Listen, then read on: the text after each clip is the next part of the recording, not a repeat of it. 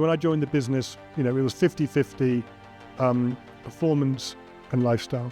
We wanted to become kind of one of the gang at the top of the mountain. It wasn't who we were.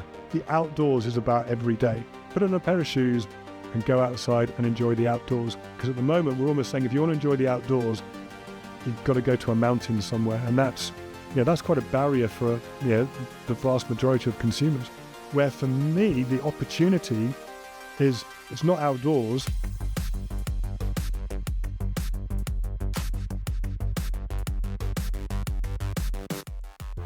In this Sports and Outdoor Mentors episode, I chat with Tim Selby, Merrell's EMEA VP and GM. Tim has over 25 years of sales and marketing experience in the sports and outdoor industry.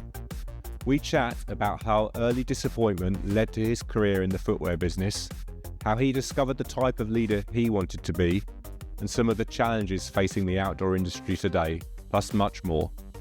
I hope you enjoyed the episode. If you do, please like and comment, and if you haven't already, please subscribe.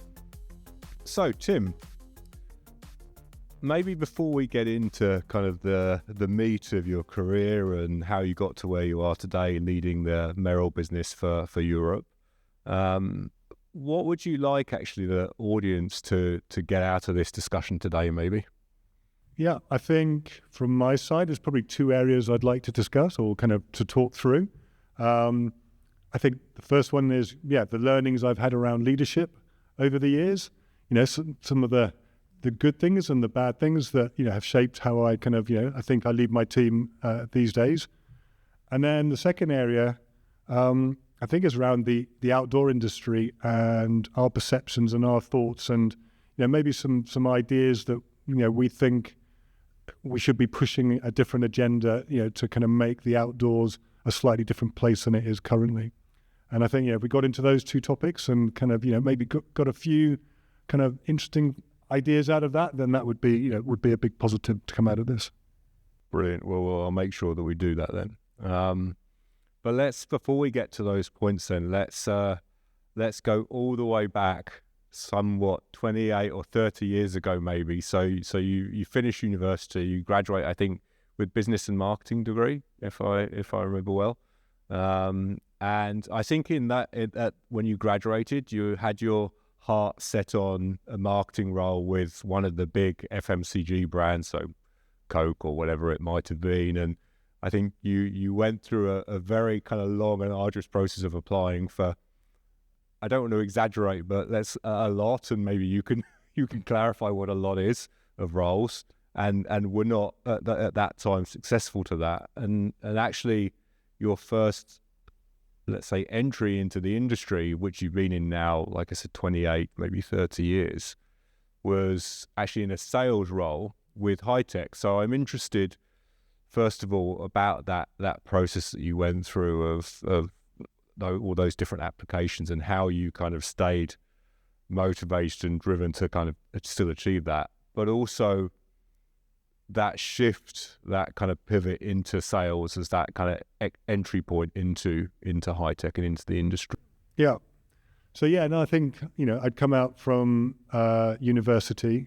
I'd then done a year actually in sales for Shipham's Paste for a year whilst I waited for a friend of mine that we were going to go off traveling for a year. So we then went off, did the round the world trip for 18 months, which was amazing because I'd come from, this cosseted life in the UK, and suddenly went out and had, that adventure that, opened my eyes to a very different world to the one I knew. So I'd come back with a lot of learnings from that, and was expecting to kind of, come back with, these life experiences, a good 2-1 in my business studies and marketing degree, to, as you say, this dream job where I was going to work on one of the A-list, FMCG brands and, build this business and, Mars Bars or Lucasade or the brand new variant of X, Y, and Z to bring that into the market. But when I returned, it was tough economic time, and, I applied for those roles, and, letter after letter after letter went out, and, the feedback I was getting because of, that assistant of the assistant of the assistant, they could get 3 years experience just because, that was the nature of, the employment situation. So I think I must have sent out, I don't know, 100 to 150 letters to, all kinds of organizations, kind of, for all kinds of, junior marketing jobs. And I felt, with my resume of having worked in industry, decent degree, I would be, suitable for one of these things. And I just got knockback after knockback after knockback. And, my father, who, was a management consultant, we kind of sat down and, kind of spoke about it. And he said, maybe you need to think about this, in a different way. You've got to go out and get experience. You've done, you did some sales whilst, before you went to kind of earn some money, but actually, I did pretty well at it. And he said, maybe use that as an entry to get into the organization. And then, good learning from his. Once you're in an organization and you prove yourself, then, you tell HR, you tell your manager, you tell, that my dream is to move in, my career in this direction. And then, that opportunity comes. And, after another, 25 rejections, then, I think that resilience and adaptability, that was the place to go. I mean, I wanted to, FMCG was where I started, but actually, I've got a very strong, sports background, outdoor background, that was my life growing up. And, that high tech, job, came on board. And, we were taking over from a group of agents, brand new sales team. And, I moved into that role. And, there's kind of, there's quite a few of those vanguards who I still, know around the industry today who've all progressed up, within our industry. And learned a lot there and kind of built there. And so I did, I think it was 18 months to 2 years, in that sales role. And then, as my father had predicted, I did a good job. I put forward that, my interest was to move into that marketing department, and, I duly, applied for a role and, won it after that period of time. So, I think that learning is there that, sometimes route A is not available to you, but actually you can go B and then back to A, it is still achievable. So, don't lose sight of your goals if you can't go straight there. I think, there's always routes to kind of get to where you want to go. Yeah, absolutely. Absolutely. And so what is it? Obviously, I know you studied it, but what was it about marketing in those early days that was so clear in your mind that, okay, that's what you wanted to do? I think it's that opportunity to build a product or build a brand. That is actually, and still today, that is, that is, that passion to, putting it back to the, the simple, 4 Ps, promotion, et cetera. That I love. How do you really take a product to market? How do you define that strategy? How do you pull all the elements of the business together to go out and make a success for your business? And it feels that, kind of marketing, along with the other, but it's at the core of, of what you do. And if you have a strong brand, strong marketing strategy, then that is, tantamount to driving, a successful business. Of course, there's, much more to it than that, but that was at the heart of it. The love of kind of, building that kind of brand product marketing strategy. Okay, interesting. And did those 18, 24 months in sales and high tech, were you able to take anything away from that role that then helped you in either that's next role at high tech or even further on later on in your career? I think it was actually massively important. And I think it's actually shaped a lot of the person and the brand person that I was, because I have seen in my career that you get those brand people and they're so pure white that, this is my brand and it has to be done absolutely purely to the letter. Whereas actually there's a gray world out there. And, yes, you want to drive your brand and be as pure to your brand as you can be. But actually, sometimes to deliver the commercial needs of a business, as a brand marketeer, you need to be able to see gray. And, you don't want to see black, because then you're making maybe damaging decisions for your brand. But at times, you need to be as flexible as the sales team or anybody else within that. And then I think just seeing it from the seller's point of view, what have they got to, what do they see? What does the buyer say to them? So what is your communication? What are the packages you're putting together that allows to make their life so much easier? Because that's your unless you're going to we do direct to consumer, but certainly back then it was pretty much, you always had the filter of the buyer. And therefore, as a marketeer, how am I providing them with the tools to overcome those objections to why they should, stock our collection? And so I think that gave me that insight that I'd been at the coalface. I'd been there when the buyer had told me to, do one or ask me questions, and I'm sat there kind of going, not had the information that I need.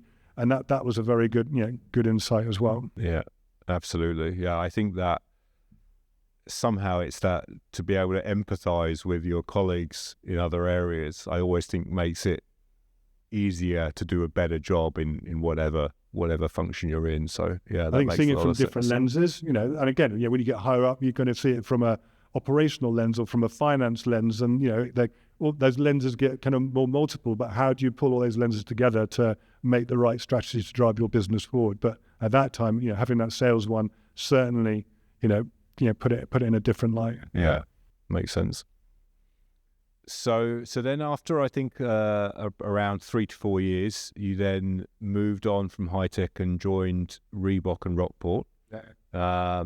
So you were going from, let's say at the time, a comparably small brand to Reebok and Rockport. So how was that transition for you? Was that something that was pretty easy, or moving to a larger, more complex business, did that take some time to kind of integrate and find your way?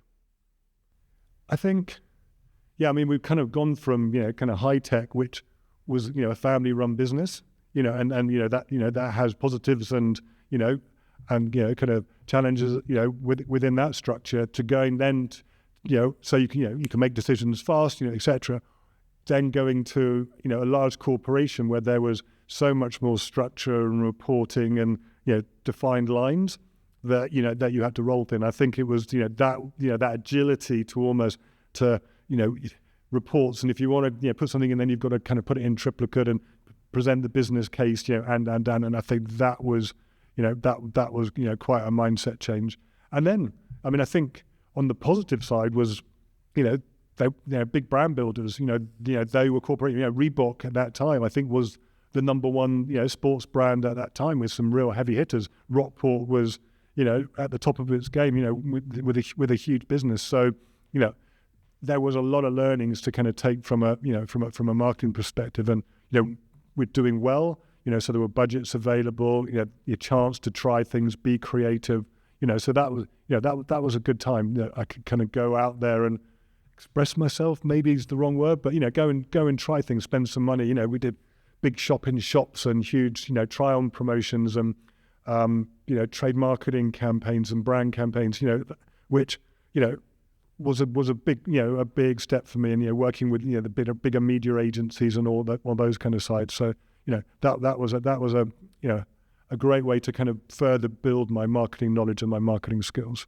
Yeah, interesting. And so, I think you were again around 4 years there. So at that point, you're, let's say, 8 years in total within sports and outdoor, and also within footwear as well. And then you moved on to Adidas next. And was that already, were you somehow kind of hooked into the sports and the outdoor world and footwear, or was it just kind of the way it worked out? How do you kind of see that? Was that something quite conscious in your mind? I think I was partly hooked. I've always said, I grew up and, I've done such, tennis, sailing, rugby, and through. So, suddenly I had almost a career and my hobby were being, intertwined, and, and therefore that kind of made the kind of the passion. And the other side of it that made me almost not want to go back to FMCG is that FMCG, to kind of turn something, takes a very long time, whereas actually within the outdoor industry or the footwear, everything's moving at a, we're always, on a quarterly basis, we're really looking to almost reinvent our business on a quarterly basis. And that kind of dynamism, I really, really quite enjoyed that, and you and I were talking earlier, talking to that. I like that, I don't know, whilst the structure of the calendar year is almost the same, you've got to do Q1, Q2, Q3, Q4, actually almost every quarter, every year throws up different opportunities, challenges, and, and that's one of the things that whilst, hard work and, kind of, it always keeps you on your toes, I do actually enjoy the kind of the diversity of the of the whole piece, and I think that's something that's exciting about the industry that we work in. So he spent 6 years at Adidas, I think, in a few different roles, of which 2 of those were actually based out in Germany at the headquarters. So I wondered, looking back on that experience, what were the surprises, maybe good and bad, about moving from a local or a regional organization to the headquarters, to the global organization? I mean, I think one of the best surprises, which I think Adidas did so well, and I presume still do so well, is how they try and pull from the regions to the center. You could almost, probably gone on a map, closed your eyes and stuck your finger on a map, and you would have found someone within that organization from that country. There was such a, diverse, that, you have people from South America, from Asia, so therefore, when you're trying to drive a global brand, yes, there was still a large portion of Germans there, but there was still so many other voices shaping that point of view. I think that is one of the successes for them, and why they keep at the top of their game is they have such a diverse global view coming in. Whereas I think a lot of brands, they set up in X place, and that is dominated by whether that X is, and they don't have enough of that global view to drive truly global brands. And I think Nike's, from what I understand, is the same. It's all about driving the excellence from the regions and encouraging and drawing people into that center. And I think that really then does shape and define a global strategy. Yeah, absolutely. And anything that was maybe surprising in a less positive way? I mean, again, being a Germanic company, there was a lot of structure. It was very structured. And so sometimes to get something done, you had to went through a lot of hoops. Whereas a little bit more, kind of almost the American way of going with a bit of a and let's go for it. I think would have helped as well. Some of it was minutiae to kind of make that decision. But I mean, my experience at Adidas was I think a very positive one, and I think a lot of my leadership learnings came from that time. Okay, so can you expand on that a little bit? What are those things that you kind of remember strongly that you feel had a strong influence on you? Yeah, I mean, I think one of at my beginning time when I was working for Adidas UK, I think I had one of my big aha moments in terms of my leadership. We had a big project that we needed to kind of roll out, and I was put as the lead of that we were looking to put in. It was about 250 shop-in-shops, and they were big ones, kind of 250 square meter into one of a leading sports retailer at that time, and we needed to do it really quickly. It was almost a kind of 6-month, turnaround, which sounds like a long time, but actually when you're trying to work, with the retailer, you've got to try and define the space. You've got to go and find an agency, get the build signed off, and pull that all together. It was a huge undertaking. And, I was reasonably new into my career at Adidas that time. This had because of the scale of it, was, had visibility, quite high up the food chain. And therefore I felt, well, I've got to prove myself here. This is about, me. And if I do this, and, this is my opportunity to showcase what I could do. And in hindsight, it was about me. And therefore, I spent all my time, and I worked and I worked and I worked and I worked. And, after kind of 3 months, when I look back at it, I pretty much was one turn away from having, a breakdown. And I, in those days, you didn't really kind of, talk about those things. But when I look back now at the symptoms I had, was struggling to make a decision, was, et cetera, it was terrible. And, luckily, Christmas came at that time. I had 3 weeks off because it was accrued holiday, because I hadn't taken any holiday because I was working on this project. And those 3 weeks, gave me a chance to recharge myself, but it also gave me a chance to kind of rethink about it. And what I kind of, again, speaking to my father, was, you can't do it all yourself. That's not the sign of a good leader. A good leader is, bringing the team together to do it. And I had a really good team. So, it was madness what I was doing, really. But I got myself that, I'm the person, I've got to prove it. This has been given to me. It's a badge of honor. You've got to go out and achieve this, rather than that's all true. But how you're best going to achieve that is through how you drive and, empower your team to deliver that. And that was, an epiphany in terms of, the best and most successful people are the ones that empower and, and drive the team and give that focus and strategy. And, it took for me almost, ending up in the doctors or in hospital, to kind of realize that. And, that was an important lesson, Yes. I mean, it's an old way, the team is so much stronger than I. But I had a project and a health issue that, that bore that out for me. Yeah. Well, it's, I think it's such an important lesson. And I think it's great that you're able and happy to share it today, because as you said, because that must have been 15, maybe more than 15 years ago. So as you said, in those days, certainly that sort of thing was not discussed, I would say, at all, almost, or at least not until it was much too late, when, as you said, you probably would have ended up in hospital.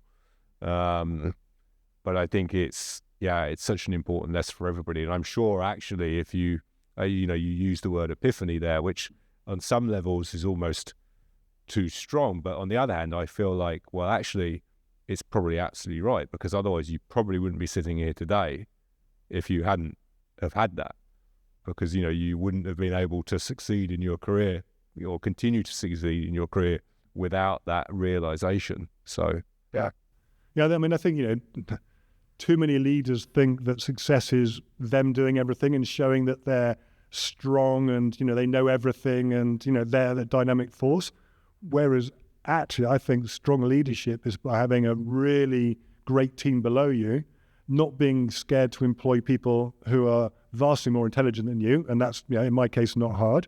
And then, you managing and empowering that team, giving them the space to do that great work, having those discussions, driving that strategic vision, and then allowing, the clever brains that you've got to go out and, and drive that business.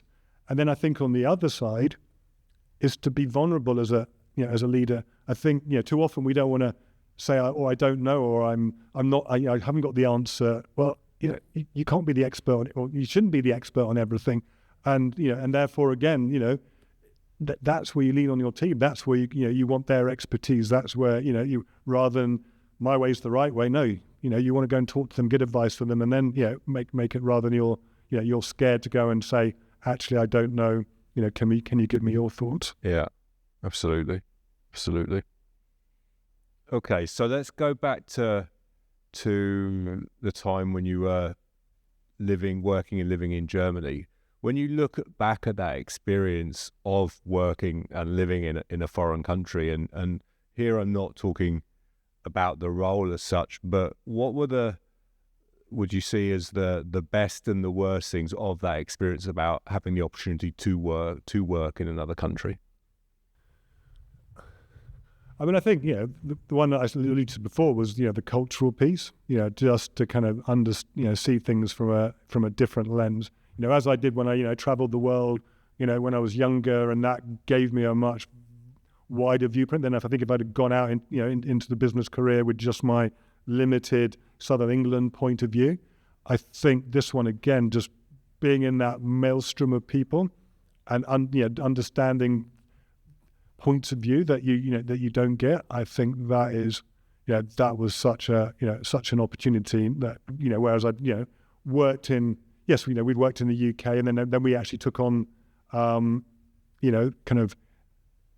took on the Benelux as well. But even within that context, the kind of the different culture, the Dutch, and can be really quite abrupt, whereas the Brits are probably, it's what we don't say that's more important than what we do say, and therefore, there was problems, and at time is that you had a culture that was kind of, they'll tell you directly what they think versus a culture that almost never tell you what they what we think, and how you had to pull those together. And on both sides, they needed to understand, the nuances of that. And then you multiply that X number of times in a place like that. And it's very interesting in terms of thinking about that dynamic and how you work with different people based on, who they are and the background they've come from.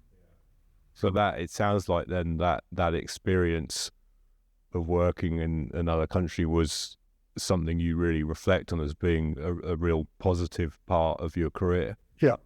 I mean, I think the other one was, I was very lucky that I had a couple of A-lister bosses out there. I mean, I'm not going to name names, but, they've gone on to, senior roles within the Adidas business. And therefore, I had very strong mentors and guidance within that. And I had the same actually within, the Adidas, UK business. When I look, again, those, quite a number of the leaders there went on up through the organization to, and I think a lot of, some of the kind of, the best practice that I've taken from it, I've learned from those Adidas days with, the business was a very strong business and, well-run brand. I mean, I remember, a story, when I first, joined there and I kind of, the power of brand, that I just joined the company and I was out for the day with one of our key account managers to go and see, I won't say which retailer, but again, a major UK sports retailer. And we went into the call and we were presenting the new collection, talking about the business. And this buyer wanted, they segment their collection like, most of us brands do. And this buyer wanted, the product that was, in the segmentation above, where, and no, you can't have it. And this buyer red missed it, completely, furious at this decision. And we got chucked out of the business. And I was sitting there, 2 weeks in I'm thinking, oh my golly, we've just been chucked out of this, this retailer, important part of the business. And I looked across and this key account manager was laughing. I was going, what are you laughing at? Thinking, he's lost his mind, he's deranged, because, we've lost X, millions of business. And I said, we've just been kicked out of this ring, the buyer's, He goes, it's fantastic. I'm like, what do you mean it's fantastic? He says, well, that means we're an important part of his business. That means that, he wants the brands. It means our product is hot. And, ultimately, he'll come down and, we'll find a way forward. But, by saying no, actually you're as powerful as by saying yes.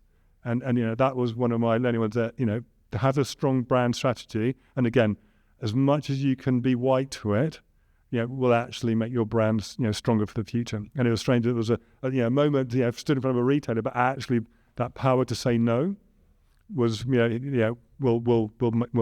the time you think that that's not the case, but actually in the long term, it does, strive a stronger business. Yeah, absolutely. And I think somehow I think we all know that, but I wonder if the way of the world more recently is it's more and more, people are more and more unwilling or maybe not unwilling, uncomfortable in saying that. I think for most people it's an uncomfortable thing anyway, but I just feel almost culturally these days it's more and more uncomfortable to say no. Or is that my perception? Or I think it's maybe from my side, it's maybe less culturally. I wonder if it's the hangover of COVID, because there was so many problems that, almost all the procedures that we had in place had been turned upside down.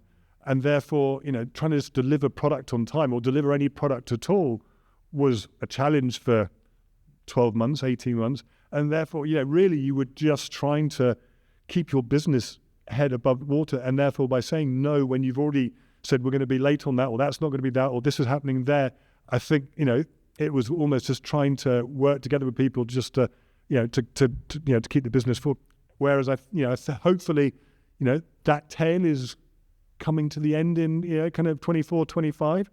And there, touch wood, who knows what could happen next. But, now, operationally, everything feels, that it's coming back to, pretty as normal as we're going to get probably. And therefore we can kind of go back to starting to drive brand strategies and, saying no, but talking that through from a brand's lens and what you're trying to achieve. And it's not just no for the sake of no, that, we're doing this and that's right for your consumer, at X, Y, and Z, and we're still looking to build our businesses, but we want to go that route, and this is the reason why we don't want to go that route. And I think there's just been so much complexity. I think that caused a lot of business relationships and how we manage things to change over the last few years. And then so after Addy in 2010, so 6 years with Addy, you then joined Wolverine, and more specifically Merrell. Yeah. So initially as marketing director for the EMEA, and then I believe that after a period of time that the scope grew, and you also became responsible from a product point of view, which of course is footwear primarily. So how was that process, and how did you find that? Because I think that was the first time that you had, let's say, direct responsibility from a product point of view. How was that period for you? How did you kind of build onto that? Yeah, I mean, as I said before, I think whilst it was kind of marketing director, based on the, we were a European region, quite a small bit, kind of business unit at that time, it was still more kind of brand strategy rather than just, marketing strategy. And therefore, to bring the kind of, the product piece underneath, I think was a natural fit, because, that kind of product, brand, and then kind of the distribution and the price thing, then that all added up. And so, so that, that for me felt good, because then I was controlling all the kind of the touch points we needed. And then really the kind of the main one was just the processes and that side of the business, to kind of make sure that all the calendars and how we put it together, and that worked. But again, I've been involved in a lot from the beginning, and I think it was not the kind of the big worry and the big transition. And on the other side, I had a great head of product that sat below me that was instrumental in driving that part of the business. So really, again, it was more for me to kind of agree that strategic direction, and then for having a strong team below me to to kind of go out and execute and deliver against that. You mentioned a couple of times the importance of that team below you that you're working with.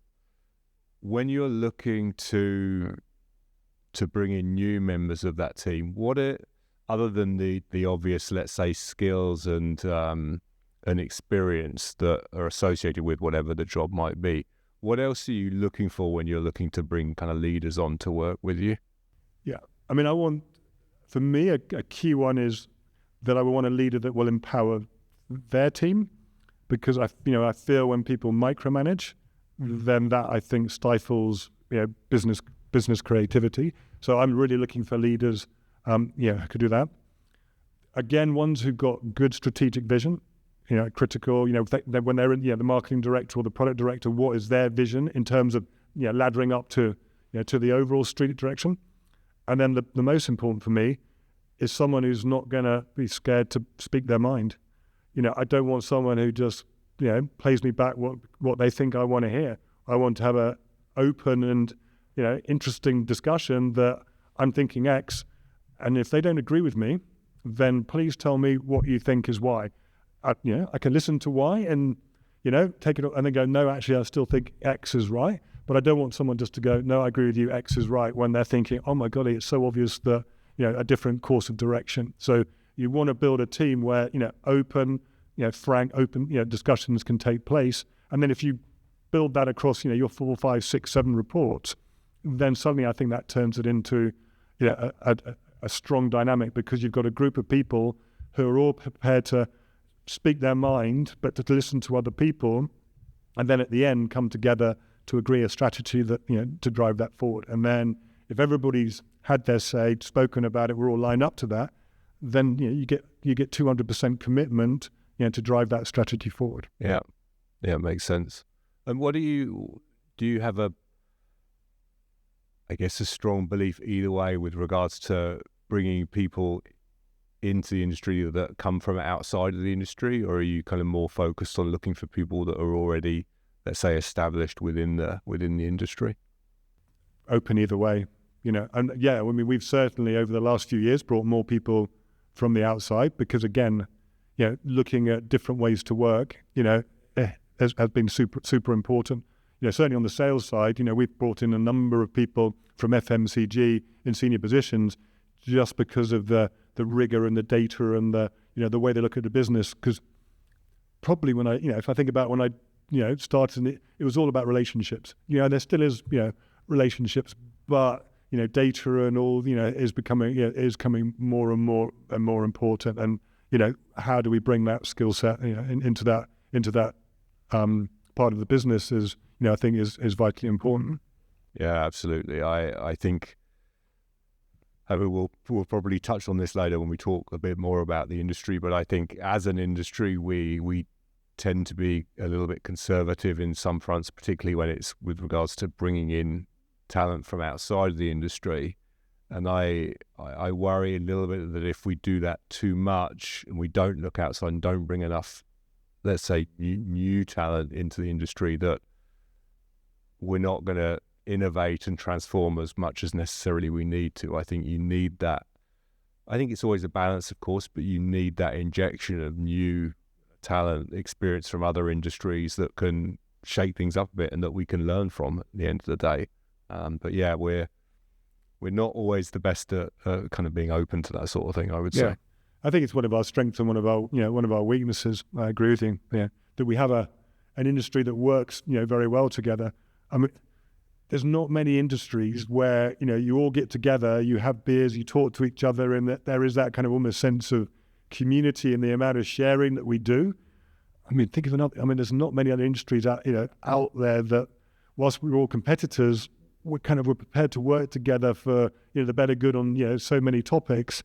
That's a positive side, because I think the passion for the outdoors, a lot of people grow up through that. So I don't think you want to lose that side, but I agree with you. Then there are opportunities to bring new thinking by bringing people in from other industries. Yeah.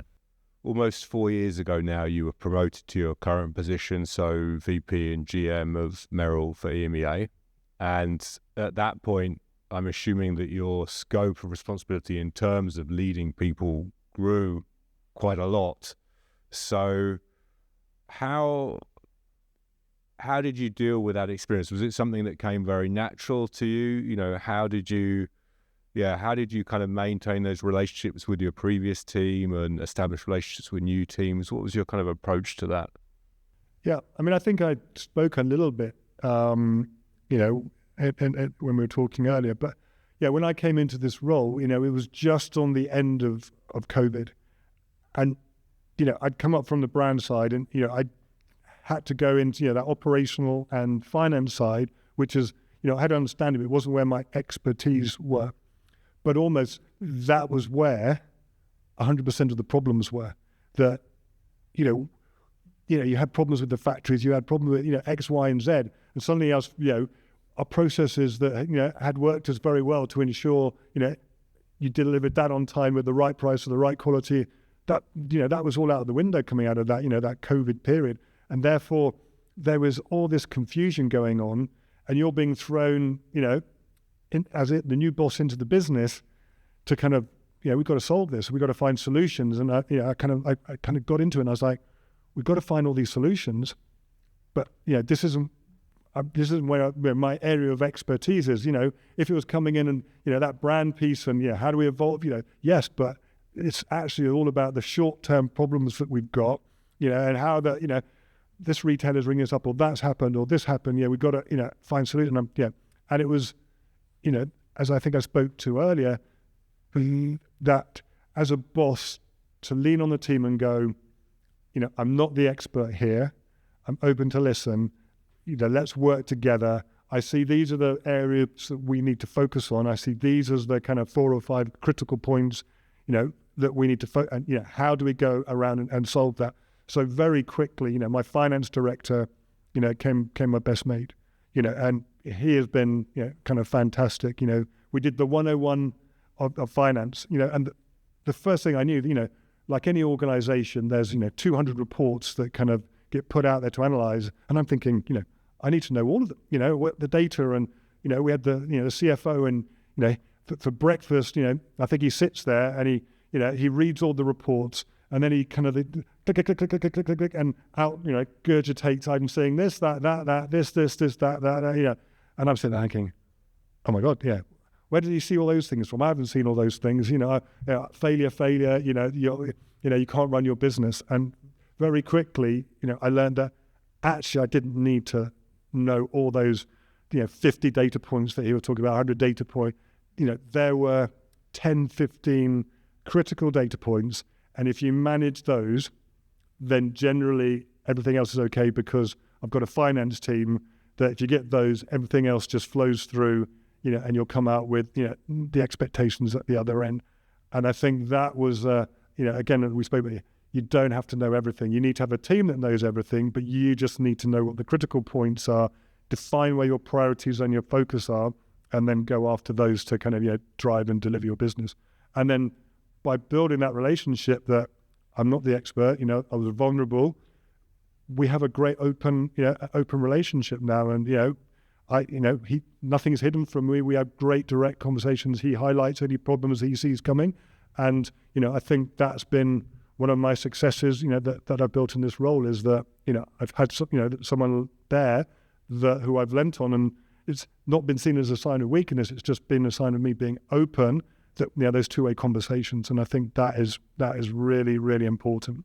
Don't hide behind, I don't know, and therefore you try and blag your way through a meeting, or that's probably the worst thing you can do, because then people are sitting there going, what's he talking about? Why is he, that doesn't sound right. Go, no, what do you think? What's the answer here? And then, quickly learn. So that was it. So as you said, it was during COVID time, right? Yeah, I came on just after COVID, literally, just on the back of coming out of it.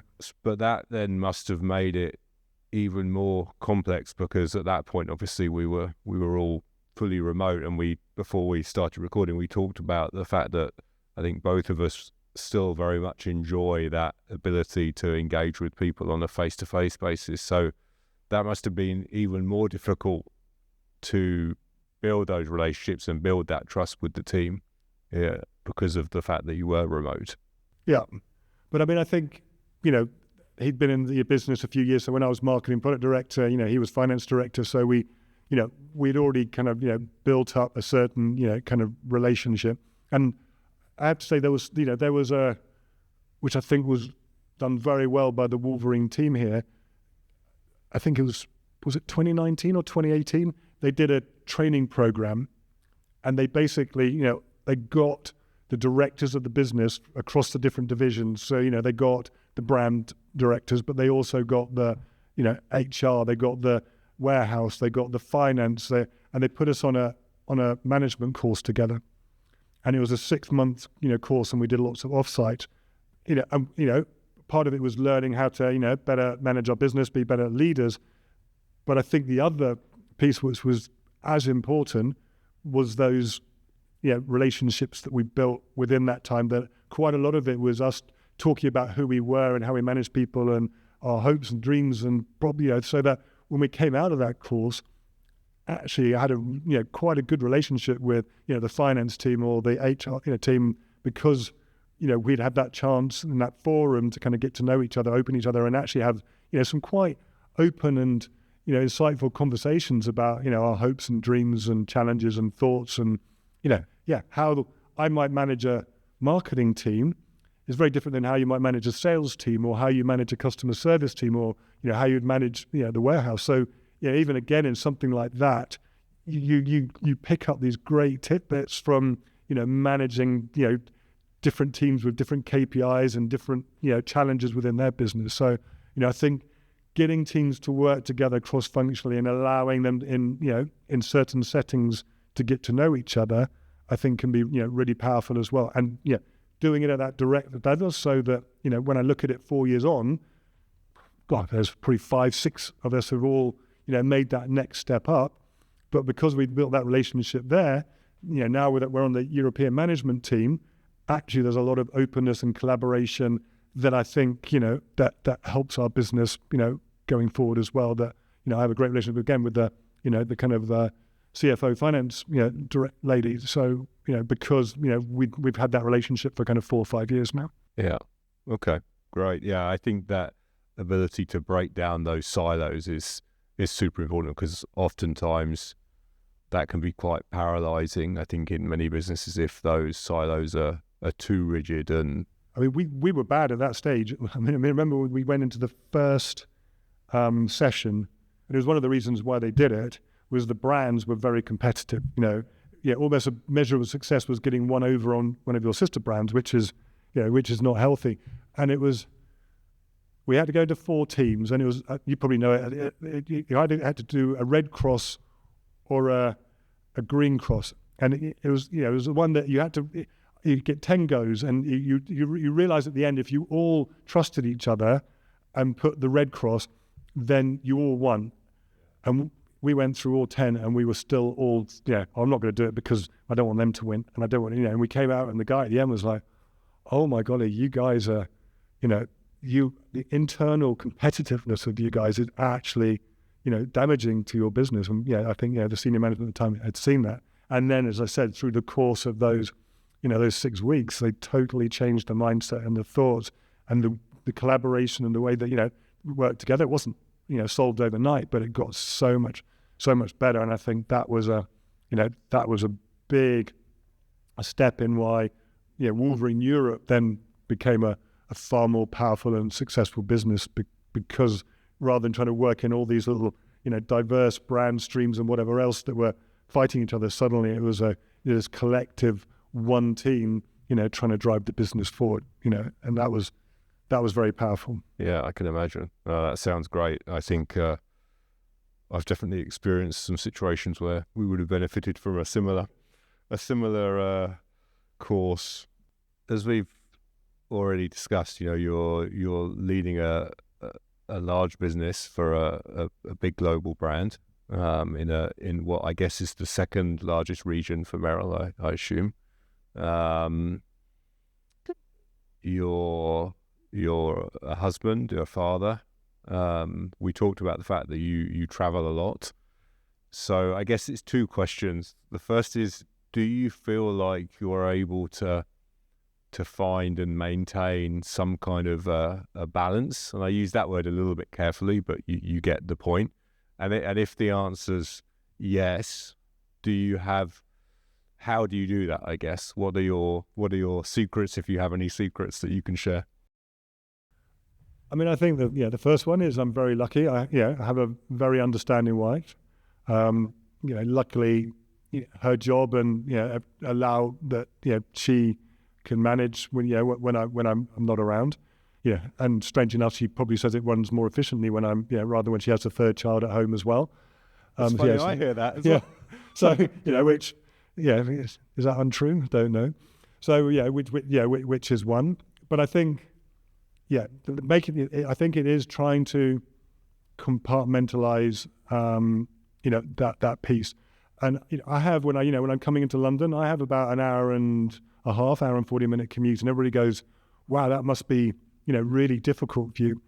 But actually, I find that really good time, because I'm not driving, I'm on the train, and I can, I have my day, which is like most people, is blocked out with meetings, and, you're literally going from one topic to the next topic, and by the end of the day, you're kind of, you're brain dead, but actually, you haven't really kind of thought about a lot of what's happened in that day. And that hour on the train is really a good time where I can sit and think, okay, what's happened today, and are there any, key things I need to action or think about, or coming up for the next day or in the future. And so having that downtime just to to think through what that is, and then so when I get home, then I'm and as much as possible. And my wife, certainly is an advocate of that. And we've been talking as a brand team, should it be 7 o'clock at night, it goes away, and you really shouldn't be, looking at your phone, at that time of night. And and that's pretty much, that's what I do. I'm terrible. I do keep, one eye on it. And I say, if there is a big problem or is a big need, then send me a Teams or a WhatsApp, because I'm generally not going to, to look at my emails. And I think on the other side, I think you've done it and I'll have done it.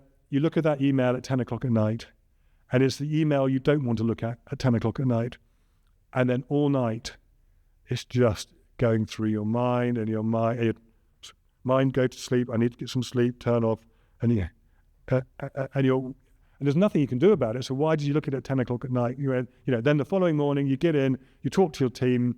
Oh yeah, we can do that. No problems. And you've been doing round and round and round all night. So I think it comes down to, we're addicted to these horrible little contraptions in our pockets. I mean, we talk about kids, that all the data says don't do it, but actually as adults, I think we're the same, and we need to move away from that. And it's creating a team culture that you say it's okay, not to do that.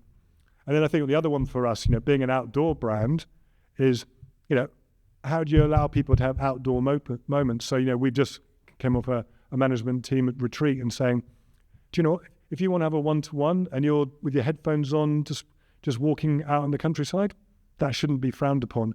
If it's during the summer and you want to be sat outside under the, and you're doing your Zoom call, that shouldn't, put anything wrong just because I sat outside, and during the day you should find time to go and, have that half an hour, having that hour kind of outside, where you kind of get some fresh air, because, we as a brand preach and, truly believe that, being outside allows you to de-stress, allows you to, take that different perspective.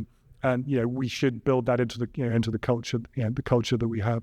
So I think, define those times as much as you can, because there's always, where you get your urgents, and then build that into your, the culture of your team. But it's got to come from the team that it doesn't want to come from the top down. It's got to be built with an agreement with the team. Okay, look, these are the boundaries. This is what we think we can achieve while still doing our jobs, and then we build from there. So looking back, who would you say have been the people that have influenced you the most over your career professionally? Yeah, I mean, I think as I spoke to my father, to begin with, he certainly was that one about flexibility and that resilience, and you can't always go from A to B. And that's certainly worked a couple of times in my careers where, the economic one, and then another stage, on the personal side where, maybe haven't gone where I wanted to go, and, you make that decision, and you're adaptable, and, you then go and rebuild again. So, I think he was definitely one. I think, my regional sales manager at High Tech, definitely, was a big support and, mentored me a lot when I was, initially starting out my sales career there. And he taught me a lot around team. He was a great, that team person, and, he built the team and he sheltered us from, that piece above. And, he was great at recognizing and celebrating and,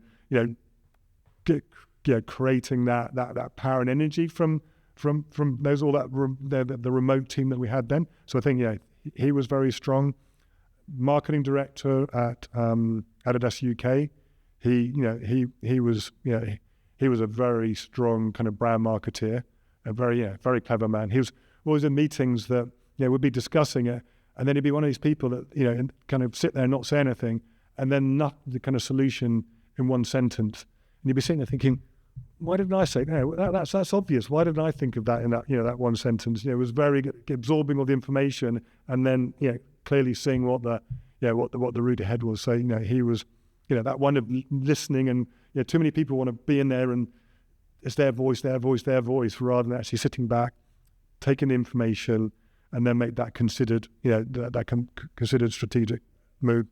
And then the European leader Adi again was very strong, brand wise and commercially wise, and almost kind of a little bit on the politics side, kind of how to manage the kind of the business, and I think that's, if I'm honest, it's probably still an area where I could do to improve.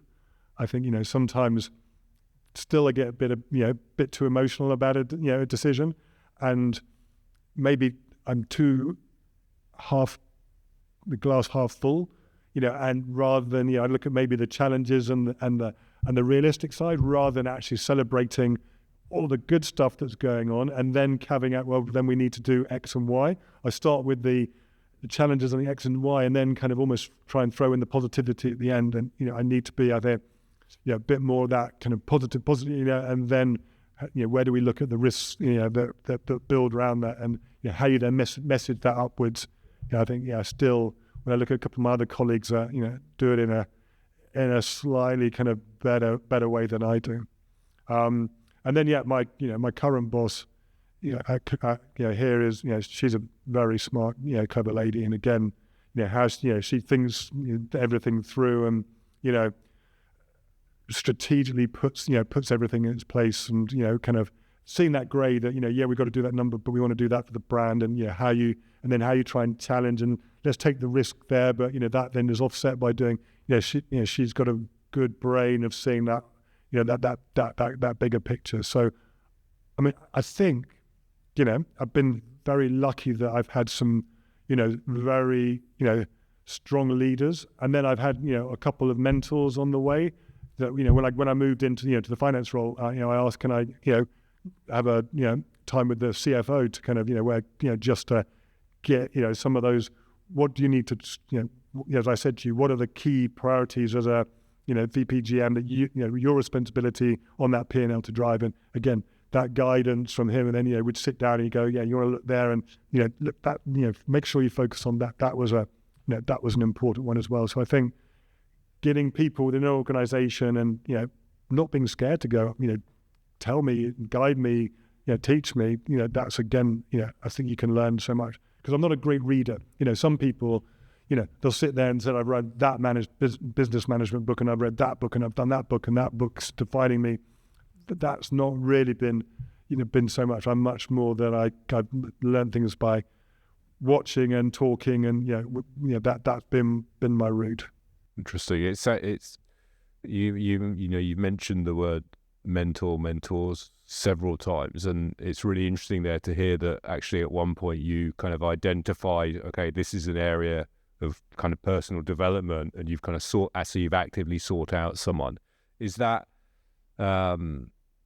something you've done throughout your career, or because I think that's a really good thing, and obviously the podcast is called Sports and Outdoor Mentors, and I believe the power of mentors is very strong, and it's a lot of people are maybe sometimes not sure how to approach getting a mentor. So in that case, you'd really identified this as an area of development and targeted somebody that you wanted to spend some time with.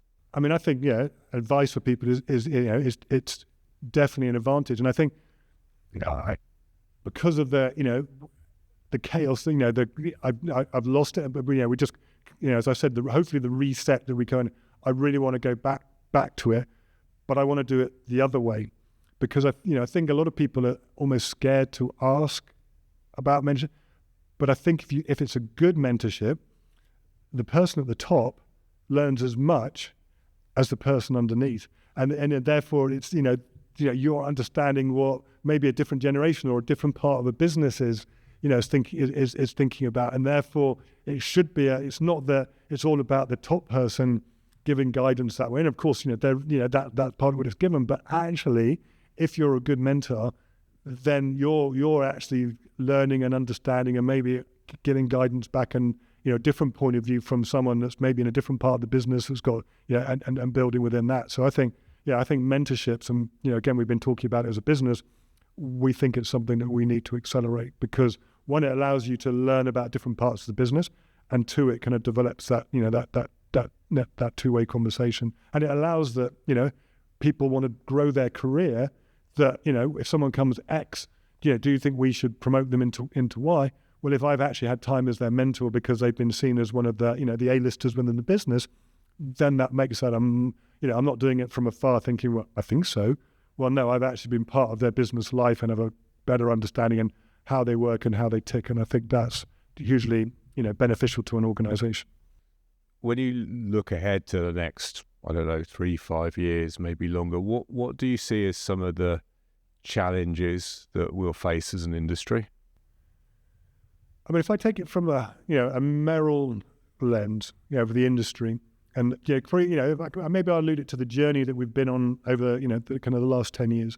So when I joined the business, it was 50-50 performance and lifestyle, And then, the business, changed, and we've got to become we've got to rebase it back in a performance brand. And, we wanted to become kind of one of the gang at the top of the mountain.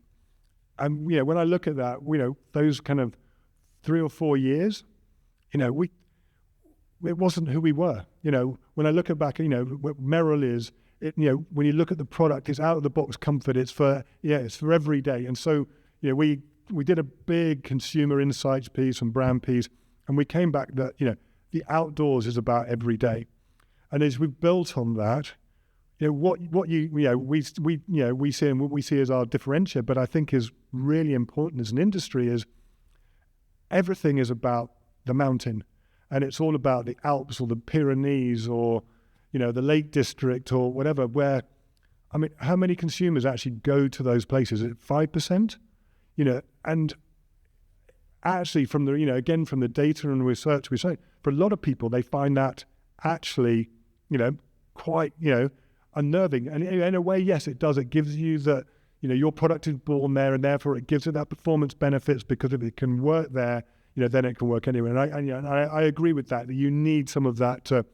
It's a bit like, the runners or the tennis. You have Federer wearing it because if he can wear it, an elite athlete, the takedowns, then that works it out. And so we need that with it. But I think we have one voice, which is, the Alps is all about, this almost elite sports in the outdoors, where for me, the opportunity is, it's not outdoors, it's about the outside. And the second you walk outside your front door, then you should be thinking about an outdoor brand. And if I look at the industry, on insulated jackets, the industry has done a great job that, insulated jackets are, everybody wears one, don't they, in the winter, then, that is an everyday point of view. Probably backpacks, a similar one that, everybody is prepared, will wear an outdoors backpack. I think the area that hasn't done it well, or we're starting to get there, is outdoor footwear. Because most people, if you say, close your eyes and, tell me what you think of a hiking boot, they'll tell you brown, bulky, and, it's born just for wearing in the mountains, and therefore it's a limited opportunity. So how do we get, and, starting with trail running, because, that run silhouette is, there's a couple of our competitors who are doing, very well in that space to kind of build that wider audience off that silhouette. The one area, and of course, Merrell's building into that space as well. But the one area that still hasn't made that is hiking footwear. Hiking footwear is still, or walking footwear is still seen as a product for doing hiking or walking, not for every day. So how do we, as that outdoor industry or out there footwear industry, get that into that, turn outdoors into that, that outdoors? And I think, one is product, but I think two is, how we message ourselves, how we portray ourselves. And on the other side, we did a big research, women in the outdoors. And the research was very interesting, was that a lot of women find, how we portray the outdoors is very intimidating. A lot of, the ones we had back was, when I look at, the outdoor industry, it doesn't feel like this is me. And then one I really remember was, it was at UK, and she was a doctor. So, an intelligent lady. And she goes, when I try and buy outdoor footwear, I don't have a clue what product I should buy for what occasion. There is so many, an acronym for, this X, Y, Z. She goes, I am totally bamboozled. You make it so complicated and so difficult, to try and buy anything. And so, I think, how do we overcome, those barriers? And, within Merrell, we've started something called the Women's Hike Club. And it's really, putting together, I think we did, what have we done this year? Nearly 70 of these events across Europe, where we kind of bring kind of 30 to 50 women together, and, we take them out into the outdoors. We have influencers or ambassadors who do that, and they talk through what are the challenges, how do you get into the outdoors? And then we're building up this Facebook community, which after a couple of years now is starting to get to a size where, they're talking to each other, and, now starting to kind of go back out together in those groups, and, it's building, and they're chatting to each other about, any concerns they've had or overcoming things. So, whilst we were the brand, doing that, but now it's starting to kind of build into that community. And I think, how could we build on those kind of things? And, children and education, how do we make it that it's that much more open? Because the outdoors is just going to your local park. It doesn't have to be the outdoors, is the Lake District. Of course, if people can go there, it is magical and it is great. And, there are some amazing charities that do that and, use it to kind of build kids. But then I think in a wider context, how do we, and then that links back to, I think, one of your podcasts around, obesity and, all those pieces that, us as an industry, it's probably the easiest, put on a pair of shoes and go outside and enjoy the outdoors. And and that changes that. But how do we inspire that? Because at the moment, we're almost saying if you want to enjoy the outdoors, you've got to go to a mountain somewhere. And that's quite a barrier for, the vast majority of consumers. For sure. Yeah, I think it's a strange one because this is something I think the industry's been talking about for a while. But I think we are still seen by many people as quite almost elitist. Certainly, if elitist is maybe too strong a word, certainly maybe not very accessible. Whether it is a gender topic, whether it is a geography topic, a culture topic, a race topic, I think, as an industry overall, we need to, well, we don't need to actually, but I think we should find a way to be more accessible because it's an opportunity. And at the end of the day, if we want to continue to grow, then, I think the growth is going to come from making the brand more accessible rather than getting the 40-year-old white male to buy another £200 pair of Gore-Tex shoes or £500 Gore-Tex jacket or whatever it might be. So yeah, I hope that then, Merrell can be a key driver. But I think on that links journey. back to what you were saying before, that, it's, do you bring people in from the industry or, bringing that new life in? And I think that's the, yes, because if we're honest, a lot of it is, I love skiing, and therefore, I think it's almost my hobby, and therefore, I think a lot of it is, my job, and therefore, as you say, it's the middle-aged, white guy, because that is their job and their hobby, and therefore, that defines the industry rather than, let's go out there and, find more different points of view and different, a more diverse kind of workforce, and and then a wider consumer group than than we currently have, and I think that that is definitely the opportunity for for future growth. Yeah, and from a sustainability perspective, and we know Patagonia and whatever else, but if we're selling more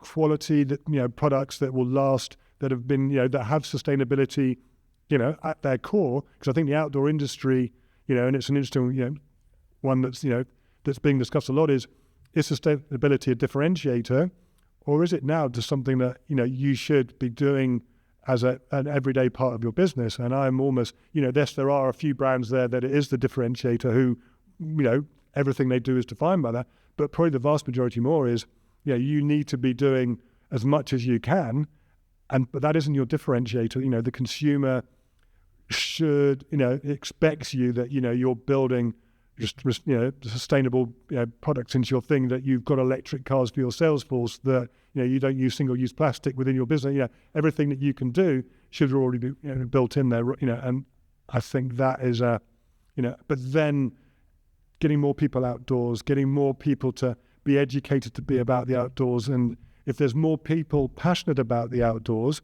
then I think that again, they care about the planet, they care about the outdoors. That is almost sustainability and on that other side. So I think, yes, you've got to do your bit in terms of how you do business, but I think bringing more people into that love of what we do, then that helps accelerate that, that side as well. So I see it being, two different pieces.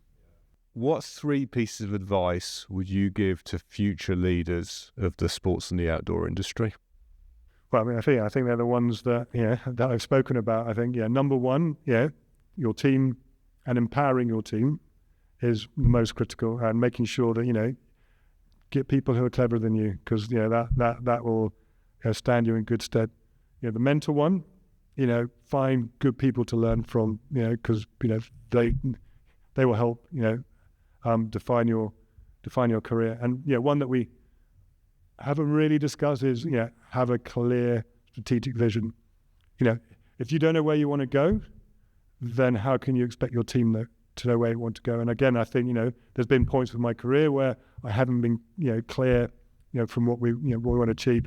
But I think one of the, successes that we've had, within Merrell, within Europe recently, is we've had a very clear goal of what we wanted to do over the last kind of, 3 to 4, probably 5 years, and, as much as we could, we've tried to kind of, follow that lens. And if we hadn't have done that, I don't think the business would have been in as good health as it is now, if we hadn't done that. Great. There's 3 really good tips. So last question then. So if today was the last day of your career, Tim, if you were going to hang up your walking shoes, what would your message be to your team? Thank you. Thank you for making me look great. I mean, that ultimately I come down to, if you have a great team, they make you look great, and, they make your life easy every day. And then it's about celebrating them, not about celebrating yourself. So mine is, and I certainly would say, it's going to be public, but, thank you to my Merrell EMEA team. They're the ones who have driven this and, made the brand what it is today in Europe. It's down to them, and the vision and the hard work and creativity and agility and all the words that, that come with that. So that would be a big thank you. Perfect. Well, that's a great way to end. So thanks very much for your time, Tim, and for being so open and, transparent and authentic. I think the audience will definitely appreciate, and it will resonate with them, I'm sure. So thanks very much for your time, and congrats on everything you've achieved so far. And I look forward to seeing how Merrell continues to develop in the coming years. I hope you enjoyed my chat with Tim. If you did, please like, subscribe, and leave a comment. Thanks for your support, and I look forward to seeing you soon for our next episode.